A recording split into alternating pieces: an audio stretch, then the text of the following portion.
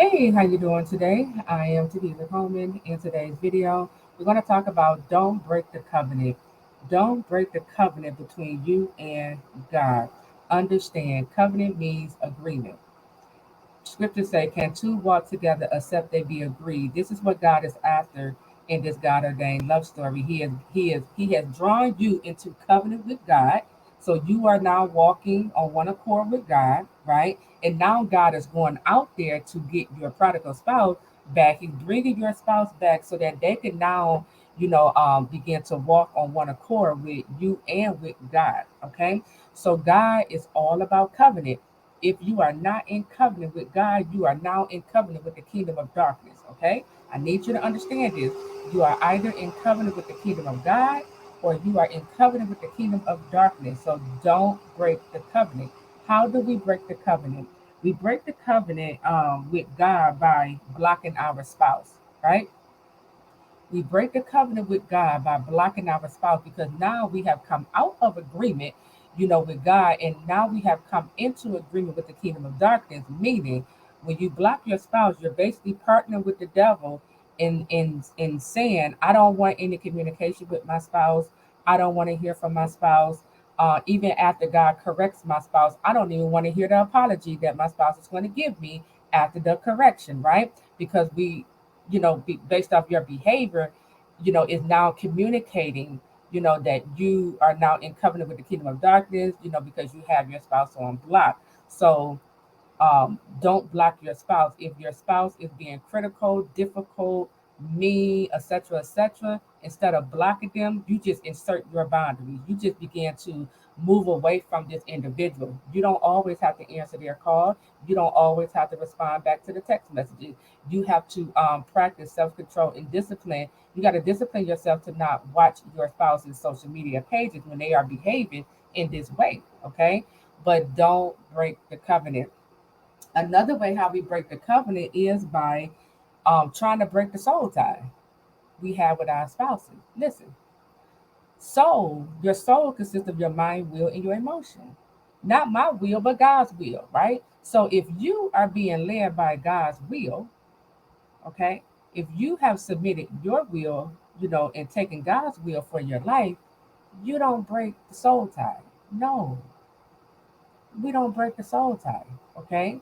Because one of the reasons why God doesn't allow us to forget about our spouse is because, he's joining us together. Two now are becoming one. He's not going to allow you to forget about your spouse. And this is why your spouse is all up in your emotions. This is why you keep on thinking about them, okay? So God doesn't want us to break that soul tie, okay? So don't break the covenant. Another way how we break the covenant is by asking, God for a replacement spouse. Scriptures say death and life are in the power of your tongue, and those that love it will eat its fruit. So stop killing your love story when you pray and ask God, send me a divine replacement. Give me a potential spouse. I don't want this one. Give me another one. You're killing your own love story. You have now come into agreement with the kingdom of darkness. Because to reject the spouse God has for you is meaning it means you are now partnering with the kingdom of darkness and you asking the devil, send me one of your workers. This is what you're asking the devil. Send me the spouse you have for me, devil, right? And you're gonna mess around and get a spouse who's going to turn your life upside down, is going to, deter you from your destiny. Okay. So don't break the covenant with God. Stop asking God for a divine replacement spouse. Stop asking for, or stop even entertaining, these counterfeits. Okay. When you come across a counterfeit, they ask you for your phone number, or they ask, can they take you out on a date? Tell them no, shut it down. Okay.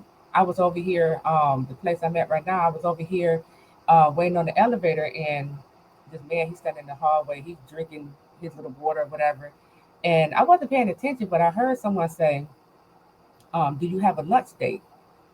And I just turned around and looked, and he was looking dead at me. I say, huh? Excuse me? He said, do you have a lunch date? I said, yes, I do.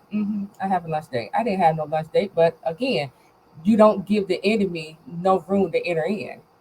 Okay, you have to shut it down soon as, okay, the enemy starts sending the counterfeit your way. So don't break the covenant. Another way how we um, break the covenant with God is when we speak against our own love story. Whenever we start doubting, what God is doing, when we start doubting that God can do this, we are now coming into agreement with the kingdom of darkness. When you fear, okay, when you live in fear, because when you are fearing your spouse coming back the same way, you will behave now in self-sabotaging ways. Okay, that will keep your spouse at bay for them to never return back. Okay, so again, that's partnering with the enemy. Fear, doubt, unbelief, giving up, speaking against your love story. All of these are kingdom of darkness. Okay, God operates by faith. Okay, He needs us to believe in Him. Okay, nothing is impossible with God. You want to speak, you want to say what God says about this love story. God said, what God has joined together, let no man separate. God said, I am doing a new thing. God said, I'm going to give your spouse a new heart. God said your spouse will have the mind of Christ. Okay. So you want to begin to align your words with what God is saying concerning you, your spouse, and this God ordained love story. Okay. So don't break the covenant. I am Taquila Coleman. I'll talk to you all real soon. Take care.